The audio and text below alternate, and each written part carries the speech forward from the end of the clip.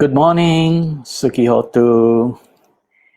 Welcome to Satya Alam Sambodhi Buddhist Association Facebook page.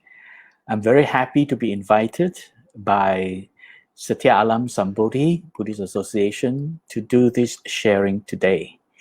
And the topic today, getting in the zone. This is really about putting into practice right effort in a way that helps you not only be able to practice it properly, but to be able to focus on it and stay true to the course of the practice.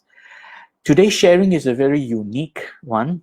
This sharing actually covers not only about the Dharma, of course, it can be easily applied in the practice of the Dharma.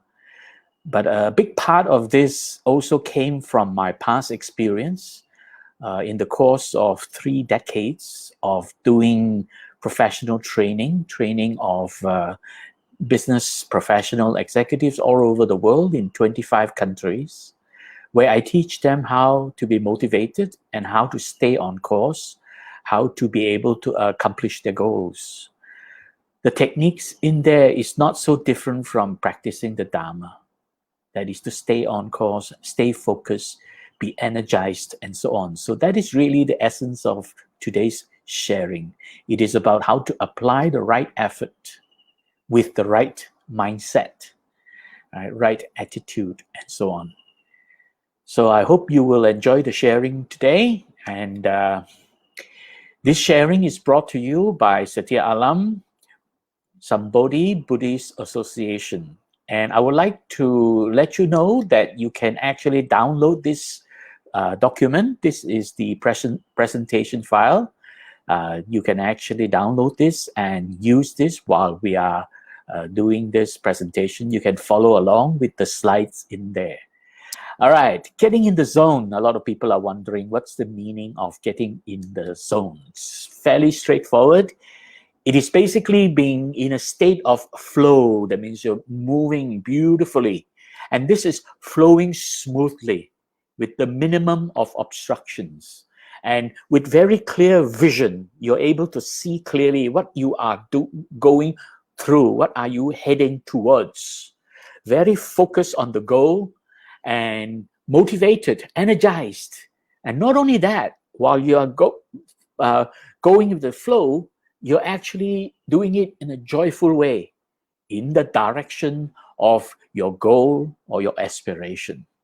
So if you practice Dharma, then what is your goal and your aspiration in practicing Dharma? You will find yourself flowing along, and it's like riding the stream. Get into the stream, right? Enter the stream. That's really what it is. So how does it help us? Well, getting in the zone is characterized by a number of things. It's being energized, so you feel motivated.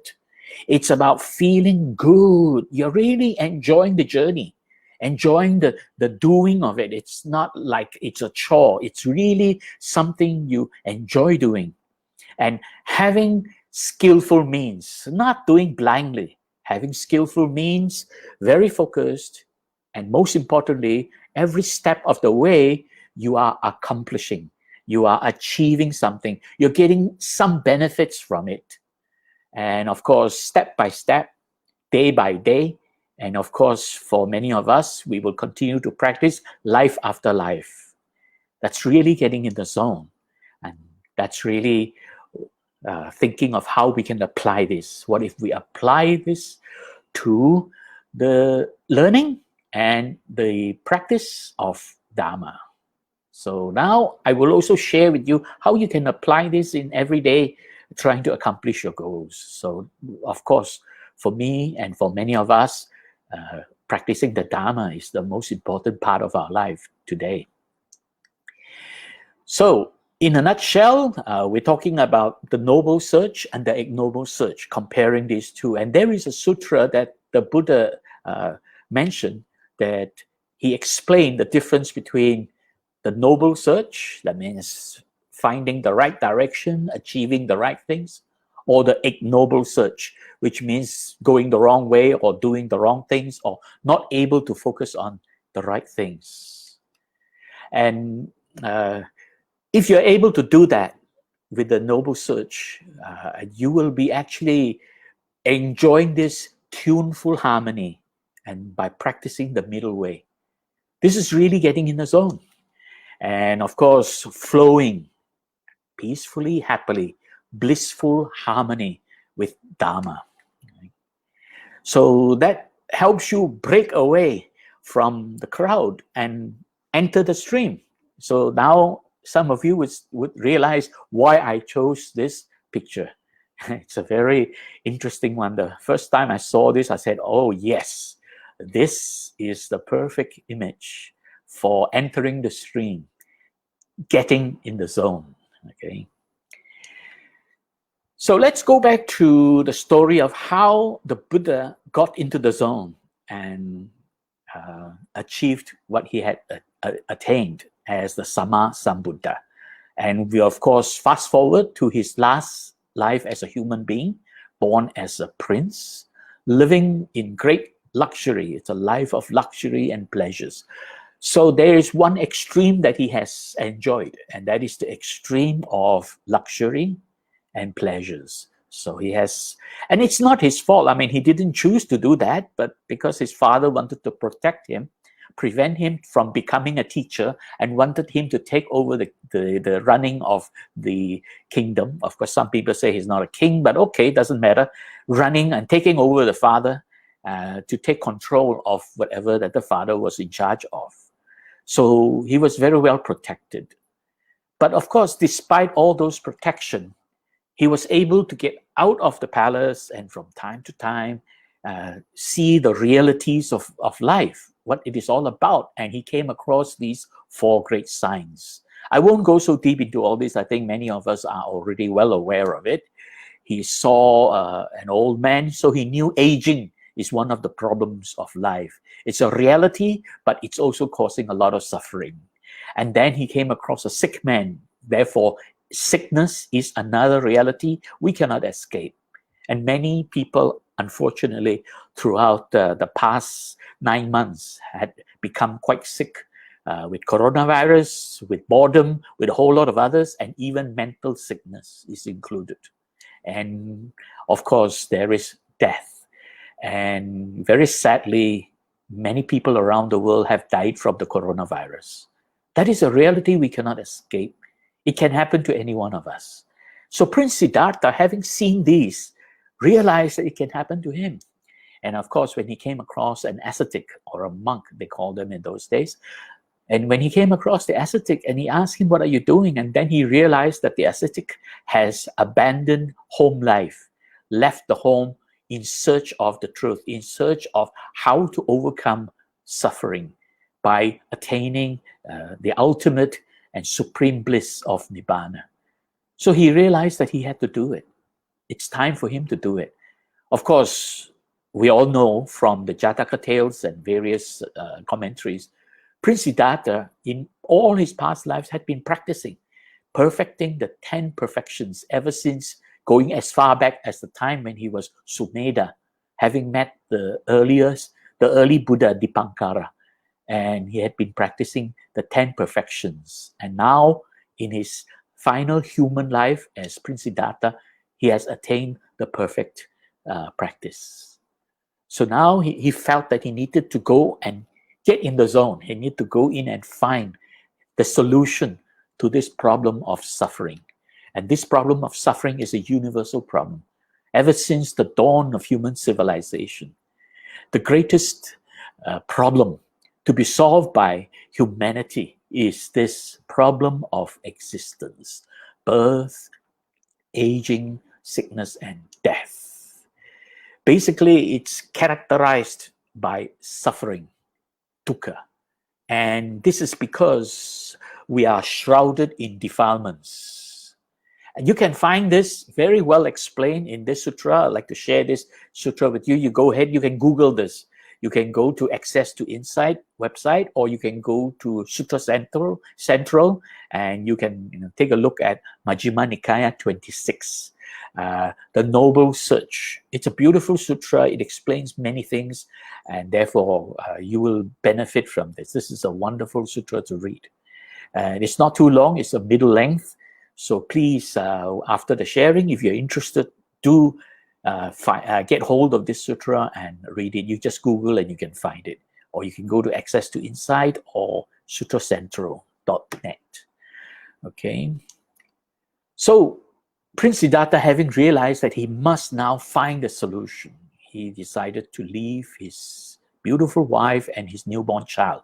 In fact, in that sutra, it was mentioned, one of the reasons for suffering is because of the attachment to family, having a wife and having children. He mentioned it very clearly in that sutra. Right? So therefore, he realized that he had to leave and go in search of the noble truth. So he left and shaved his head and renounced. And in that sutra, he mentioned it very clearly. He says, after all the contemplations, he says, later, while still young, a black-haired young man endowed with the blessing of youth, in the prime of life, though my mother and father wished otherwise and wept with tearful faces, I shaved off my hair and beard, put on the yellow robe, and went forth from the home life into homelessness. So that's when he left in search of the noble truths. And so he shaved his head and went on with it. He first went to the best teachers of the day. So he went to this first teacher, Alara Kalama, who had attained a very high level of meditative practice, very high level of meditative attainment. So he went to this teacher and learned how to meditate to this very high level, to the point that he actually became his equal. And when he attained exactly what the teacher had already attained, the teacher asked him to stay back and help him to teach, but he said no. He wanted to go further. He wanted to reach the ultimate, because this teacher is not yet, he was not yet enlightened. So Prince Siddhartha wanted to reach that ultimate state of being enlightened. Then he went to the next teacher, whom he heard, although this teacher was more or less of the same attainment as the previous one, but this teacher was the son of a very well-known teacher. Udaka Ramaputra is the son of Rama, and Rama had passed away, but Rama left behind instructions, because Rama, the father of this teacher, had attained a very high level beyond what Udaka Ramaputra had attained, and gave the son instruction how to do it. But of course, the son had not been able to attain that. So when Prince Siddhartha stayed with this teacher, learned all those techniques, and realized that this teacher, despite having learned it from the father, still hasn't attained it, there was no point for him to hang around. So he decided now he had to go, and there was no better teacher he could find in those days. Realized that at that time, there were no more arahants around. This is really what we all have understood, that a Sama Sambuddha will appear on the earth only when the true Dharma is lost. So by that time, there were no arahants around. So there was no one else he could turn to learn. So he decided to go on his own. And along the way, he came across 5 ascetic friends, and they thought practicing this asceticism was the way. Asceticism is this self-torment, self-mortification, where you restrain yourself, refrain from any kind of pleasures. This is the opposite of when he was living in the palace. So this is the other extreme. So these are really 2 extremes. And let's now take a look at what he had accomplished when he tried to become an ascetic. And then he realized that that wasn't working. Eventually, he abandoned asceticism when he discovered the middle way. Just as Siddhartha was about to die of starvation, a young girl saved his life by giving him a bowl of rice and milk. He now realized that if he starved himself again, he would simply die, having achieved nothing. The story says that he's living on 1 grain of rice a day. I mean, he's practically starved himself to death, and realizes that disciplining the body through extreme self-renunciation, asceticism, of inflicting pain upon the body, that doesn't solve the problem. When his 5 followers saw Siddhartha had given up his fast, they lost faith in him. They no longer believed he had the strength to live up to his spiritual convictions and abandoned him. Feels he's tried what's on offer. They haven't worked. And it's at this stage he remembers meditation that he went into spontaneously in his teens. And he thinks, maybe that is a way through to awakening, because it's not taken up the desires of the body, but it is very joyful and happy. By chance, Siddhartha came across a musician tuning his sitar. When the string was too slack, it would not play. When it was too tight, it snapped. Somewhere in the middle lay tuneful harmony. Siddhartha realized that this simple observation signified something of great importance. It was the middle way that would lead him to the state of mind he was looking for, to a state of tuneful harmony, enlightenment. But how could he achieve it? And the way that the Buddha eventually uses is what one could call mindfulness or awareness of the body, which neither ignores it nor tries to forcefully master it. It's a kind of middle way. The middle way led Siddhartha through the countryside. He had been traveling for 6 years. He had experienced pain and suffering, and had stretched the boundaries of his mind. But he'd still not found the inner peace and harmony he was searching for. The state of absolute wisdom and everlasting bliss, known as enlightenment. Siddhartha arrived at Bodh Gaya. Here his torment would end. He sat down beneath a tree and vowed not to leave until he had reached enlightenment.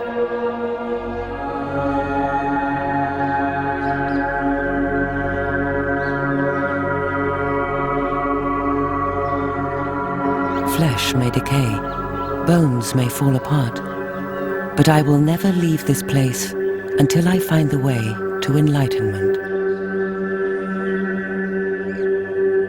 He's no longer giving himself a hard time, he's not stressing himself unbearably, he's not undergoing anything painful. He thinks, well, life is painful enough without taking the trouble to make it more painful, but let me just calmly think things out. Think of how life works. He starts to focus the mind by attention to the slow movement of the breath coming in and going out, and to the refined sensation which exists in the body, perhaps just around the nose, in a way which starts to lead to the mind quietening, stilling, settling, gathering, purifying.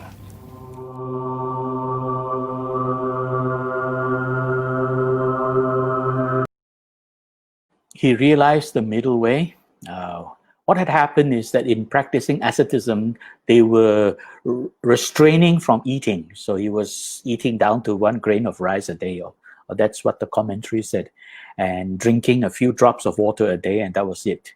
It was in his final endeavor, he was trying to attain that highest attainment, that he actually held his breath, holding his breath constantly, to the point that he finally decided to stop breathing. And when he did that, he fainted and nearly died, because by that time, his body was very weak. And this lady Sujata, this young lady who happened to be taking some food to offer to dana offering to a temple nearby, was passing by and saw this ascetic who fainted. And therefore he offered the food, and Prince Siddhartha, the ascetic, awakened from his fainting, decided to take the food, and therefore he was able to recover from that incident. And while he did that, the 5 ascetics who were with him felt that he had betrayed asceticism, because they saw him eating. So they decided to leave him. So now he's on his own. So while he was healing and recovering, he noticed there was this musician who happened to be passing by and tuning his sitar, right? Those Indian instrument, string instrument. So when the string was a bit loose, it didn't make any sound. When the string was too tight, it might break. It was only when the string was somewhere in the middle that it was making tuneful harmony. And that gave Prince Siddhartha this idea that there is a middle way that he can accomplish this, because he realized that living in a life of luxury and pleasure was not the way. Forceful self-mortification also was not the way. And there must be somewhere he can practice the middle way. So he decided to continue and practice that, and went on to a place today called Bodh Gaya, under the Bodhi tree, and he vowed not to leave that meditation until he accomplished what he was setting out to do. So his mind was very focused on exactly what he wanted to accomplish, and he put in all the effort to make it happen. And finally, he reached awakening and became the Sama Sambuddha. And that's really when he started to teach the Four Noble Truths. And the first thing he taught was the middle way. So let's take a look at this middle way. The Buddha had warned us to stay clear of two extremities. He knew them because he had gone through it. First, he mentioned in this sutra, the Dhammacakkappavattana Sutra, setting into motion the wheel of Dhamma. He said that the pursuit of sensual happiness in sensual pleasures, it is low, vulgar, and the way of worldlings, the untrained people, unskillful people, ignoble and unbeneficial. And the other extreme, the pursuit of self-mortification, and it is also painful, ignoble. Both these ways bring a lot of suffering, he says. Without veering towards either of these extremes, the Tathagata has awakened to the middle way, which gives rise to vision. So he's able to see with great clarity and discernment what is going on, which gives rise to knowledge. Then from that seeing, he was able to gain the knowledge and understanding, comprehending. And with that, it led to tranquility, stillness of mind, peace of mind. So he was able to attain this state of deep samadhi. And there he gained this direct knowledge, panya. Right? And then he from panya, he was able to break free from the suffering, vimutti, right? Breaking all bonds that bond him to existence. And then he attained nibbana and became the Sama Sambuddha. So here he stated very clearly, without veering towards either extreme. That means the middle way is not really a little bit of this and a little bit of that. A lot of people think that, but it's not. It's not a little bit of sensual pleasures, a little bit of restraint. No, it's a third way, right? Let's come to that in a moment. So the middle way is staying clear of the two extremes, where he had experienced the first extreme as Prince Siddhartha, living in the palace, a life of luxury, right? And then the other extreme, practicing asceticism, where he was practicing self-torment, self-mortification, right? Both were not the solution. When indulging in sensual pleasures, you're really reacting to the emotional excitement, right? Emotional reaction to sensual feelings. That is not the way, because that makes you enjoy pleasures, but you are not accomplishing the right solution. And these were explained by my teacher, Venerable Dr. Punnaji. He says that this emotional reaction is trying to seek happiness through sensual pleasures. And that's what the Buddha warned us against. He says, where people indulge in effort to go after what is desired. Here, desire means lust, right? Desire has a couple of meanings. Desire can be you desire happiness, and that's one thing. But here, this desire here is talking about lust, right? Going after what is being lusted for. And also effort to fight against what was being hated. That means something that is painful, you fight against it. And then you also run away from what is feared. All this brings suffering. And when you feel the pain and the suffering and the anguish, you feel depressed or whatever, then expressing this anger, this grief, this lamentation, this sorrow, expressing it, the effort to express when things don't work out. So this is one extreme to be avoided. And the other extreme is this self-mortification, emotional reaction trying to become good. Right? So they think that, oh, I'm forcing myself not to react. So this very forceful effort to restrain your emotion, that is actually very painful. So resist going after what is being lusted for. Resist fighting against what is painful or what is hated. And resist running away from what is feared. And when these efforts fail and you feel grief, lamentation, sorrow, you resist this denying the grief, refusing to feel sad, but forcing yourself not to feel sad. All this again bring great suffering. So the Buddha said that, if you want to try to be good by practicing asceticism, it also brings you a lot of suffering. So the Buddha said there is a middle way. Or I use the word medial way. Basically the same, but I prefer medial because it gives an impression of flowing. Not just in the middle, but flowing, medial way. Flowing in the medial way. And when I first started to learn this, I thought, like many people, I thought the middle way really is a little bit of indulgence and a little bit of restraint. No, it's not. It's a third way altogether. And what is this third way? First, and this is in the words of Bhante Punnaji, who actually explained it beautifully during the meditation retreat. It says, conscious relaxation. So in other words, when your emotions are aroused, there are two extremes. When your emotions are aroused, first extreme is to go after, to release your emotions in action, right? To go after what you lust or fight against what you hate. But the solution here is to relax. Neither chasing after what is lusted for and fighting against what you hate. Learn to relax, conscious relaxation.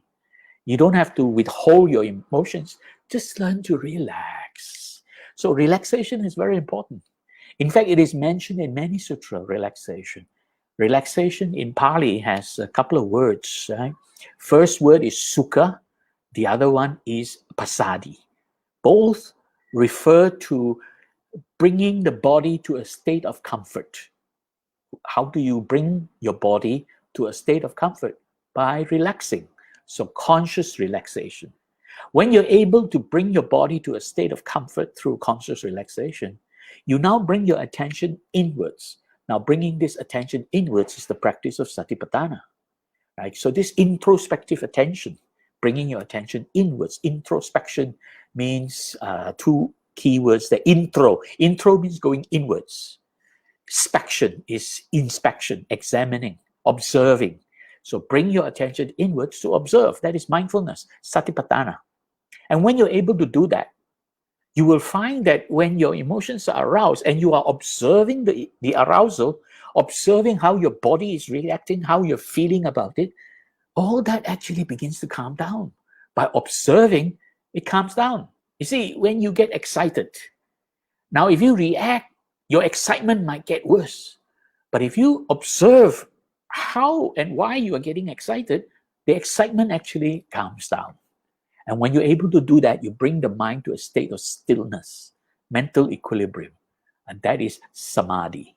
And bringing the mind to a state of stillness finally helps you regain your composure. Then you're able to focus on what you're really trying to accomplish. In fact, a very detailed explanation of this is found in the Supernormal Eightfold Way, or the Noble Eightfold Way.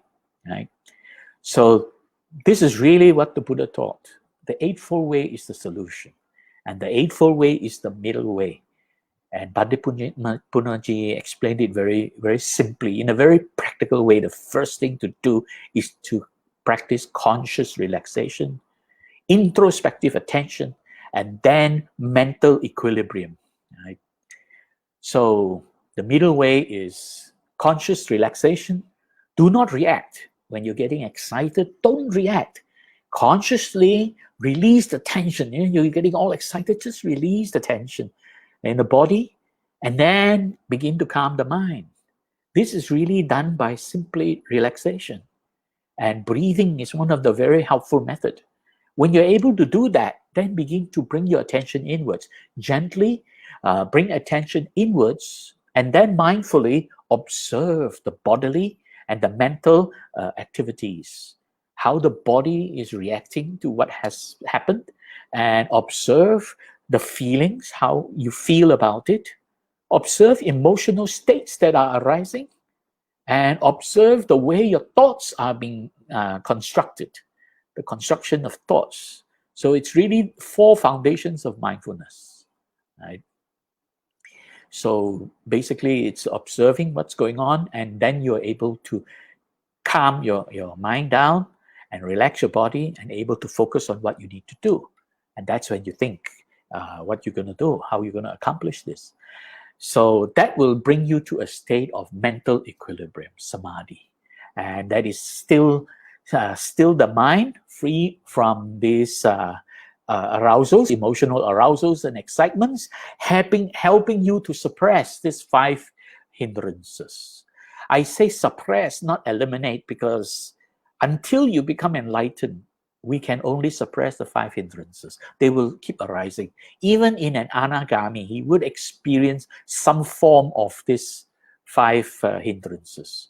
Until one becomes fully enlightened, an arahant, then the 5 hindrances are completely eliminated only for an arahant.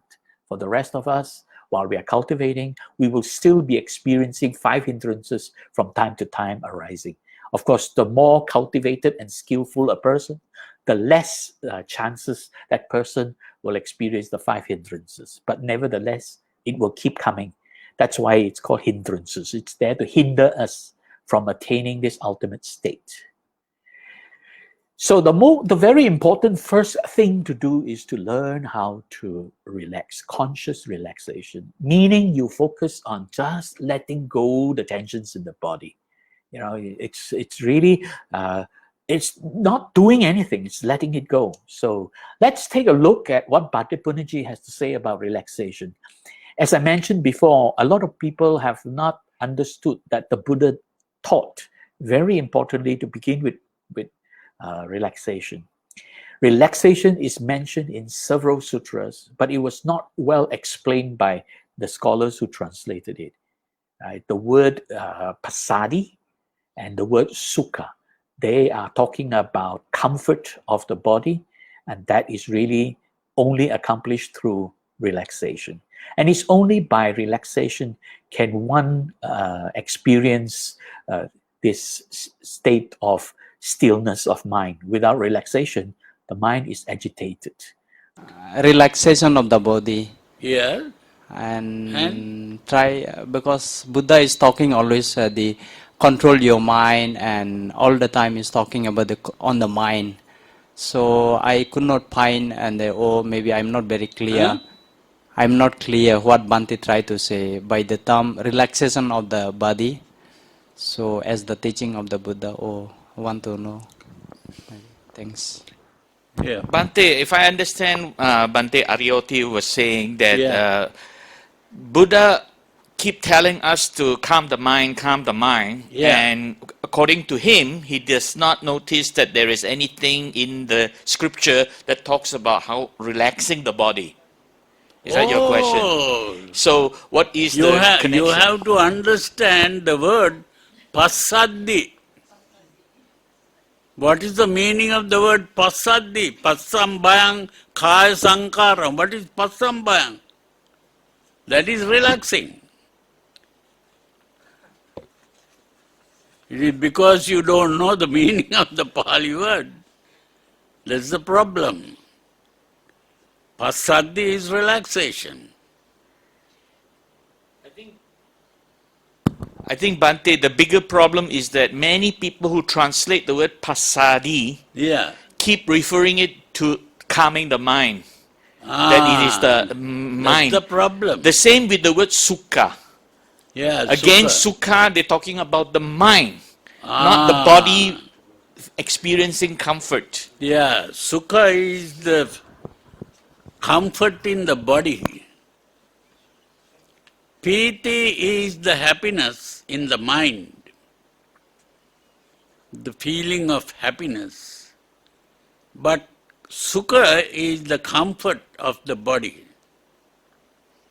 So we have to understand the Pali words in the proper way. If we don't understand the Pali words, or if we interpret the Pali word in the different way, then we lose the message given by the Buddha. This is why I am using different words to translate the Pali. Sukhi hotu. Sukhi hotu means being comfortable. So that is the meaning. Sukha means comfort. I think it's commonly said that sukhi hotu means may you be well and comfortable. Yeah. Oh, yeah. Sukha is often translated as calming the mind, but it really means comfort of the body. It is the comfort of the body that leads to calmness of the mind. And the same with passaddhi, right?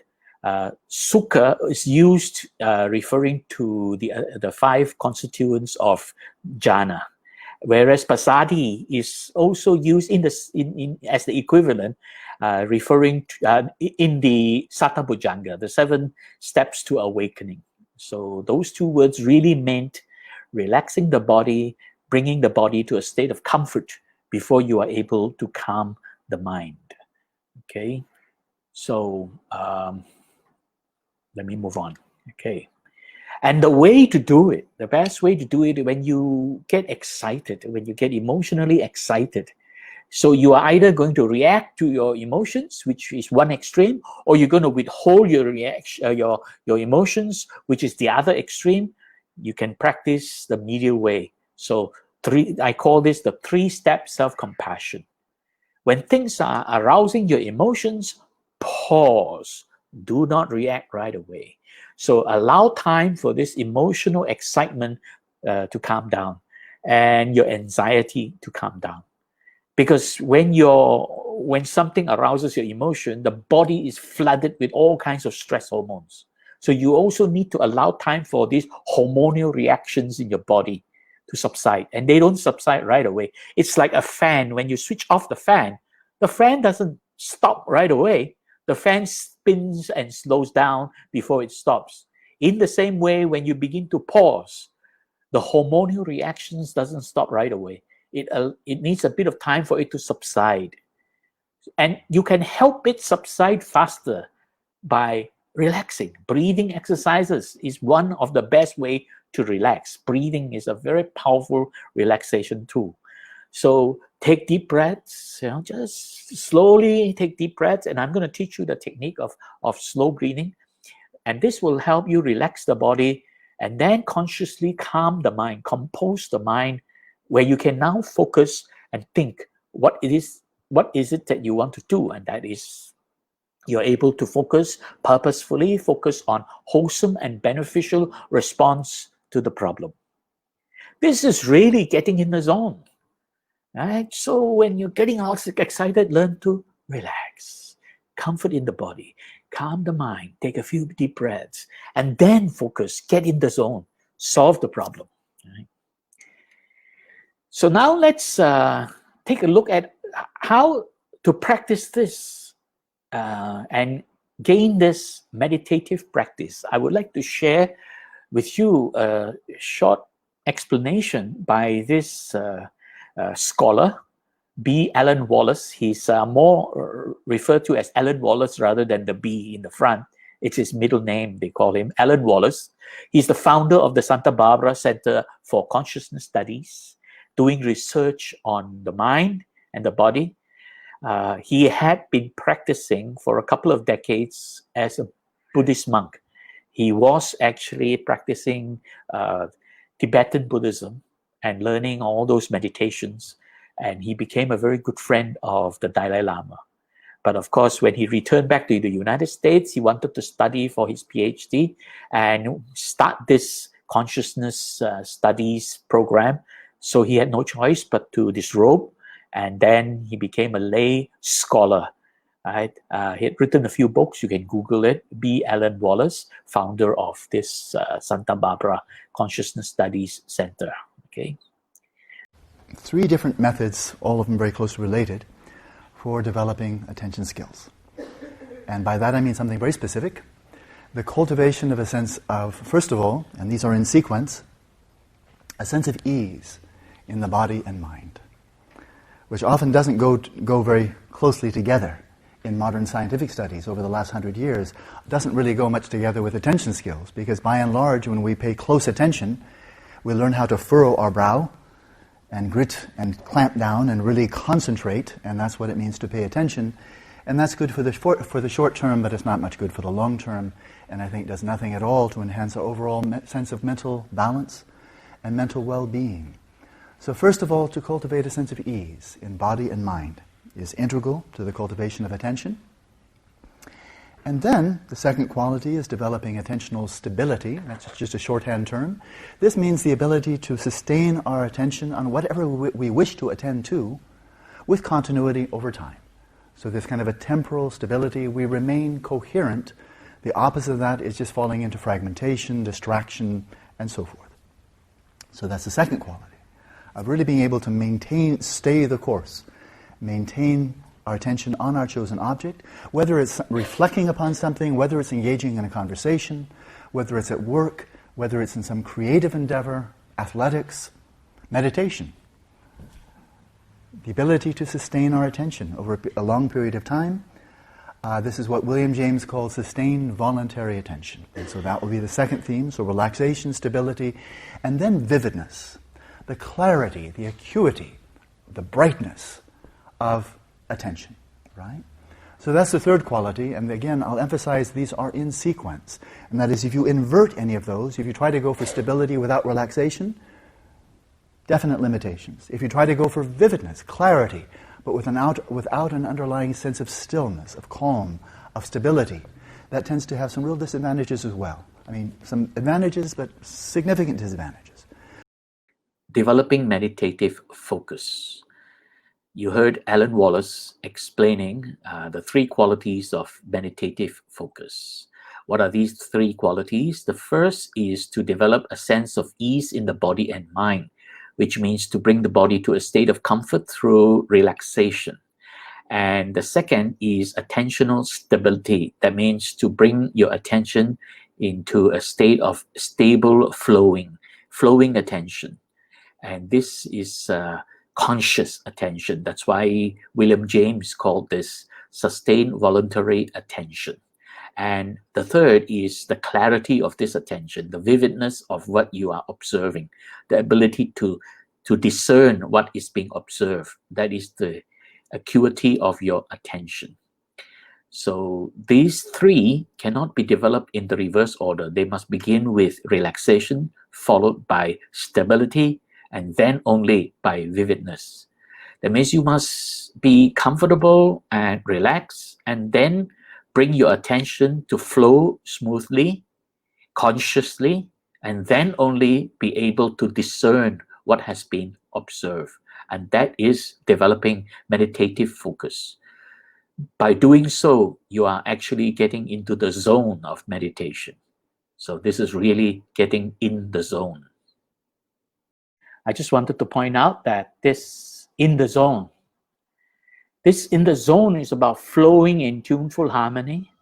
And a lot of sports people actually learn how to get in the zone by simply relaxing the body first. And then this is done through breathing. And this relaxation is not like what some people think, oh, relax, take it easy. No. They are relaxed, meaning the muscles are soft and supple, but at the same time, they are very focused. And their breathing, slowing down the breathing, helping them focus. Because if your muscles are all tensed up, you will not be able to respond easily. Classic example, we would look at some of the local sports people. Like, for example, Lee Chong Wei, local badminton star in the old days. And when you see his opponent was about to serve, and he is waiting for it, you don't see him holding his racket all tensed up. No, he is actually very relaxed. Relaxed doesn't mean take it easy. Relaxed simply means the muscles are not all tensed up, because if your muscles are all tensed up, it's very hard to respond. But if your muscles are all relaxed and supple, you can actually, tense up and respond very quickly. So therefore, this is very important. And this is really getting in the zone. And the way to do this is by breathing, slowing down your breathing. I'm going to show you this video clip, which I have used throughout my career, training people how to focus, stay focused, and accomplish their goals. You will see they use Tiger Woods as an example. They studied him and found that he was so relaxed because his eye movement, he wasn't blinking too much, because he was very focused and relaxed. And all that is done through breathing. Right? So this slowing down your breathing is very important. So give me a moment while I start up the video. We know that Tiger Woods can do this because he has done it many times. But what is it about his brain that he's able to put the ball into the hole?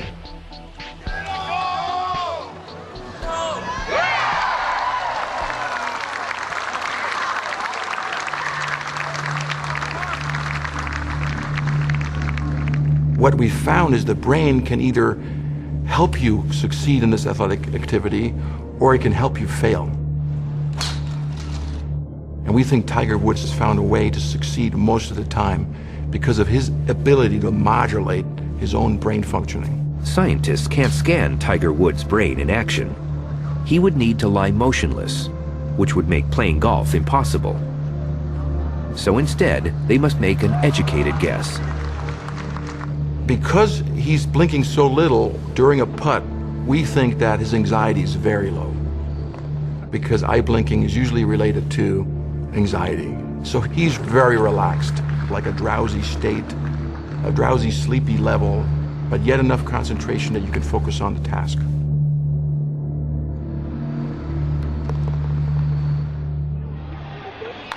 Athletes call this special feeling being in the zone, when their movements seem to flow without conscious effort. It is the supreme combination of practice involving the cerebellum, concentration of the frontal lobes, and low anxiety of the amygdala within the limbic system. Zone, it's very hard to get into. I really feel like if I can control my breath and I can get it as slow as possible, that'll slow down my heart. As soon as that happens, I feel like I get total consciousness of everything. All five senses are working the best they could possibly work. Experts think the brain gets so focused, it's somehow able to block or ignore any irrelevant input. Brain and body begin working in perfect sync. Athletes and everybody else, for that matter, all want to be in that zone, and there's something special about it. Everything gets aimed at the one task at hand, and when you do that, incredible things can happen. You have a real clarity of thought and decision making. When I'm in that moment, everything around me is slow, and I can control what I'm thinking, I can control what I look at, I can control what thoughts enter my mind, and in turn, that gives me the greatest chance for success. So that is in the zone. Very importantly, it is really about slowing down your breathing. Right?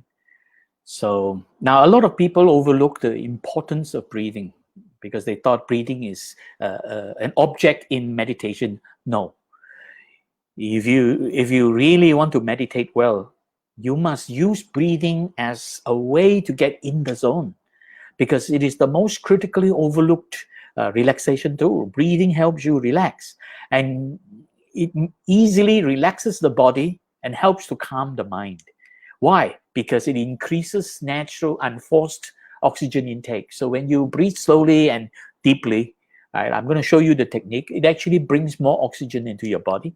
It stabilizes your heart rate, so your heart rate will be very stable, right? And your blood pressure also. And it regulates your body temperature and your blood circulation, and it restores this condition in your body called homeostasis. Homeostasis refers to the condition of the body where the body is very stable, able to perform well, and that is instead of being agitated, right, and tensed and panicky, right? So it also calms your nerves, your nervous system, indicating absence of threat so that your mind can calm down. And finally, it brings your attention and awareness to the present moment. That's what breathing helps. And that's why the breathing is really not that object. You're not trying to analyze your breathing. A lot of people thought, oh, I have to analyze my breathing. You're not. You are using breathing to bring your mind to this present state, here and now. And along the way, you're actually helping your mind to calm down and bring it to a state of stillness, calmness. So this is really what breathing can do for you. And I have shared this before, so I won't go too deep into it. Basically, this LSD breathing technique is the best. You can use it while you're doing your work. You can use it at the beginning of your meditation practice. Right? LSD stands for long, slow, deep. And you are not putting effort. You're not forcing it. You're not concentrating. You're basically relaxing the body by allowing. So the secret behind applying LSD breathing is allowing. Allow the breathing to slow down. That's what it is. You're not forcing the breathing to slow down. Just allow it to slow down by taking longer breaths. Allow it to flow more smoothly. And then as you take longer breath, let it slow down. And then after it is adequately calm and stable, then you take it deeper. You don't do all three in one go. First, allow your breathing to go longer, and then let the breathing slow down a bit more. And when it has reached a state where it is flowing smoothly and slowly, take in a little bit deeper and breathe out a little bit deeper. So the LSD is in that sequence. You don't jump in. Don't start with deep breathing, breathing it deeply, right? Of course, there is another technique which is diaphragmatic breathing. Some people call it deep breathing, but that's a different technique. This is just allowing your breathing to slow down. I do that all the time, and in fact, I do this 24/7. As I speak now, I'm actually allowing my breathing to flow longer, right, and slower. And between pauses, I take in deeper. So this is something you can practice, right? And most importantly, I share with you, a lot of people want to meditate and they think, oh, meditation. Okay, now I find a quiet corner, I sit down, I close my eyes, and then I begin to meditate. And then they start to wonder why the mind is running around like a monkey jumping from tree to tree. Because they didn't prepare for the meditation. I'll show you a very simple 4 steps preparation.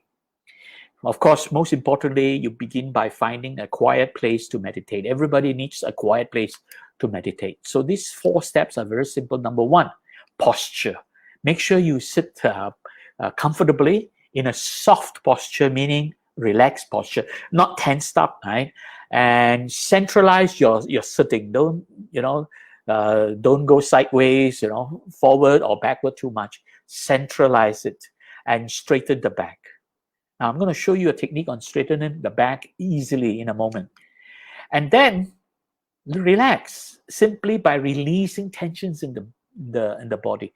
That means be aware which part of your body is tensed up and just let go. Release the tensions so that your muscles become relaxed. Release the tension in your muscles. And then go into this LSD breathing. Allow your breathing to slow down. At this stage, you are not yet meditating. You are preparing. So allow your breathing to slow down so that now you are actually gearing towards getting in the zone. That's really what it is. You're preparing yourself to get in the zone. And when you're able to slow down enough breathing, and your breathing is slow enough, and you feel very calm and relaxed, that's when you begin to bring your attention inwards. And in most cases, you begin with closing your eyes, or you want to do open awareness, it's up to you, but bring your attention inwards. Don't observe what's going on out there. Bring your attention inwards.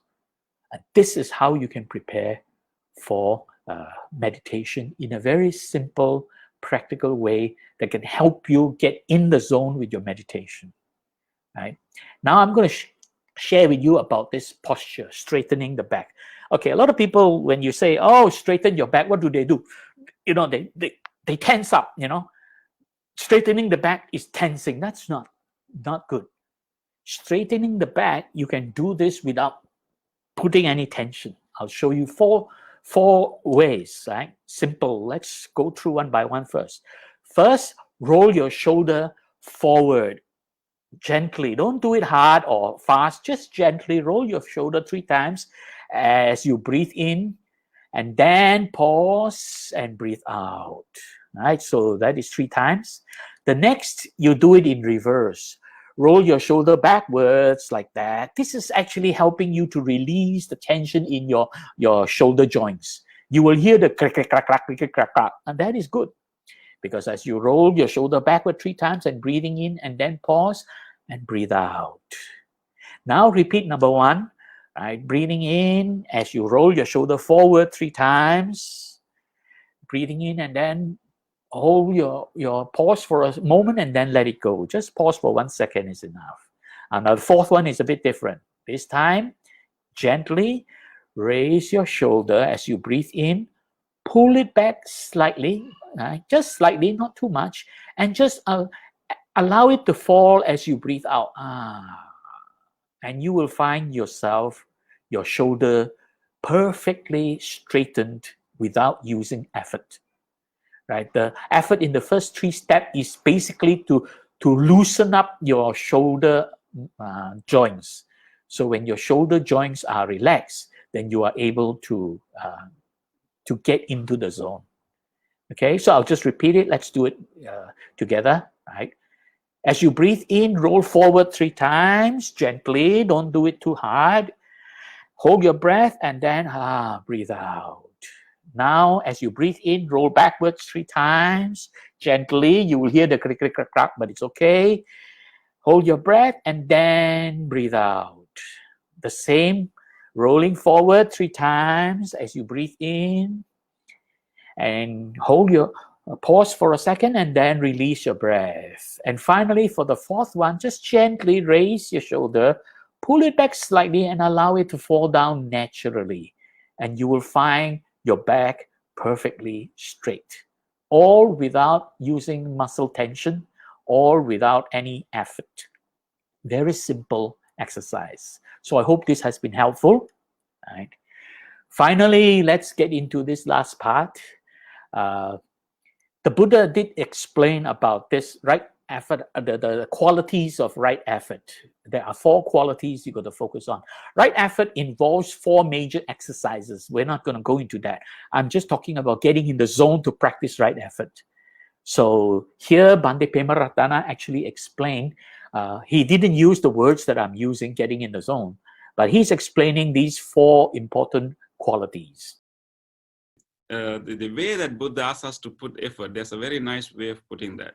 You know, this is the 4 types of effort, but how we do it? First, we need to generate desire. You know, first we need to generate desire, and then endeavors, and then arouse persistence and uphold. These are the different stages of our virya, and for us to put an effort to anything, we need to have some desire for that, you know. And usually we tend to think that desire is always bad, but here the Buddha used an important term called chanda. Chanda is more like a willingness, chanda. So there are skillful desires. It's not necessarily selfish desires, but like willingness to do something. You know, like when you understand how the enlightened beings are living at peace, you would like to have such a peace. You have willingness to have such peace.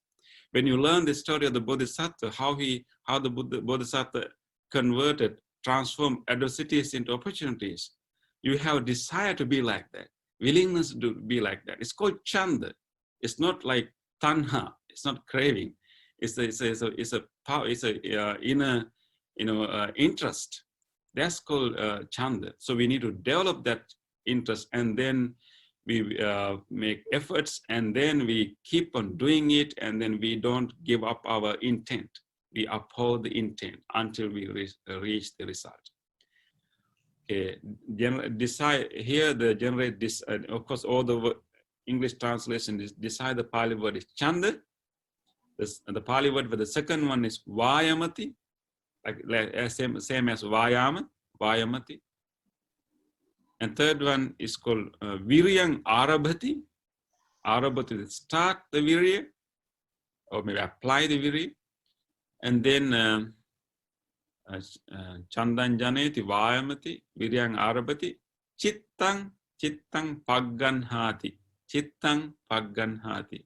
There chittang means the intent, our intent. Chittang pagganhati. You oppose the intent. You don't give it up. You oppose the intent. You stay focused. Uphold the intent. They are related, but those are the 4 terms. Okay, so Bhante Pemaratana mentioned about these 4 terms. Now, this is found in Samyutta Nikaya 45.8, very helpful, talking about the practice of right effort, and there are 4 things you need to prepare yourself. This actually will help you get in the zone. Of course, this is first, you have to learn to relax. And when you are adequately relaxed and calm, and then you want to begin to do what you have to do, right effort. Now, this is not only talking about the Buddha Dharma or meditation, but it can also be anything you want to do in life. This is very helpful life lessons. The Buddha actually teaches things that can be applied in life, not just only about meditation. So the first thing is generating desire. Now, as Bhante Pemaratana mentioned, this word desire is not lust. This is not about craving for something. This is aspiration. I think a better word for it is aspiration. You aspire to become enlightened. You aspire to free yourself from suffering. You aspire to purify your mind. You aspire to purify your behavior. Right? Purifying behavior is sila. Purifying mind is samadhi. So basically, you aspire to do these things. So this is really generating this aspiration. And then endeavor, the effort, doing it, right? And as you are doing it, you must also put in the willpower to want to go through with it. Don't give it up halfway. Arousing this persistence. Keep doing it. Don't give it up. So you are persistent, and most importantly, finally, as you are doing it, you uphold and exert the intent. What are you trying to accomplish? So now you really are doing it for the purpose of accomplishment. So in other words, you are focused on the goal. You are not just doing it for the sake of doing. You're doing it because you want to accomplish an end result that is beneficial to you. So this is a very helpful way. And then, of course, in the case of the Buddha Dharma, the Buddha went on to explain the 4 strivings. That is the right effort according to the Eightfold Way. But these are really the 4 qualities that you have to enforce, right? And that brings us to the end. I summarize here. Basically, right effort is the medial way. It's not exerting too much, and it is also not withholding too much, but it is that flowing, right? The ability to flow. So those 4 qualities, by generating desire, this is aspiration.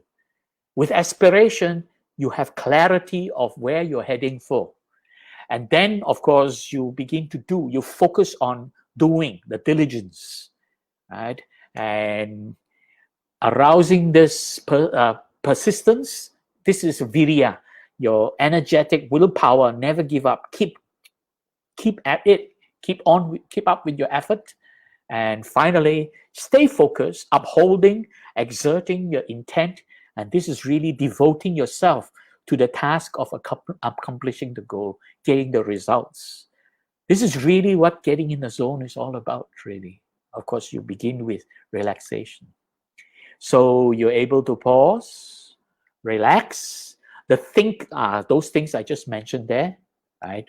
And this is when you're faced with difficulties, you can do that. And finally, this will help you to remain relaxed, focused, diligent, and devoted.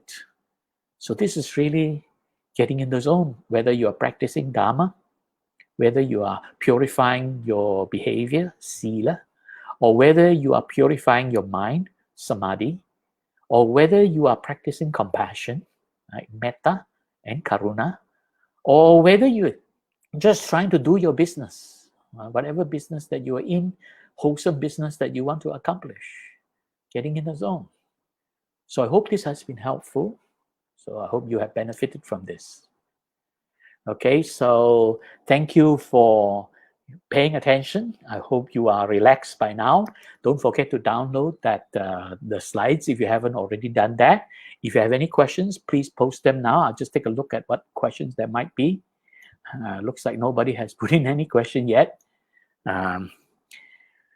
If you have any questions afterwards, later on, then you can, of course, write to me through my email or contact me through my Facebook. So I hope you have benefited from this. So far there are no questions. Just hold on for 1 minute. And the important thing a lot of people overlook is simply relaxation. That is key. Relaxation doesn't mean becoming lazy. Doesn't mean take it easy. Relaxation means don't tense. Don't be tense. Just relax and focus. Not just relax alone, but relax and focus. Okay. So I think I don't see any questions so far. Thank you all for spending time with us. So let us all finish off today's sharing by devoting ourselves to share the merits. We have spent this past 1.5 hours or so together, and we have all benefited from this sharing. There are many people suffering around the world, suffering in the pandemic, the coronavirus pandemic. So let us share our merits. We are the more fortunate people. Let us share our merits to those who are less fortunate by reciting together. With our palms together, let's recite. Right? Let me put up that. Palms together, let us recite. We dedicate the merits we have acquired from sharing the Buddha Dharma to all beings affected by the coronavirus pandemic around the world. May suffering beings be suffering free. May the fear-struck fearless be. May grieving beings shed all grief. May all beings find peace and relief. By the grace of the merits we have acquired, may we never follow the foolish. May we follow only the wise until we attain the highest and most supreme bliss of Nibbana. Idang me nyatinang hotu sukita hontu nyatayo. Idang me nyatinang hotu sukita hontu nyatayo. Idang me nyatinang hotu sukita hontu nyatayo. Sadhu, sadhu, sadhu. Thank you very much. Very happy that you're able to join us. So please, for all of you, I wish you stay safe. May you find comfort and peace in your home.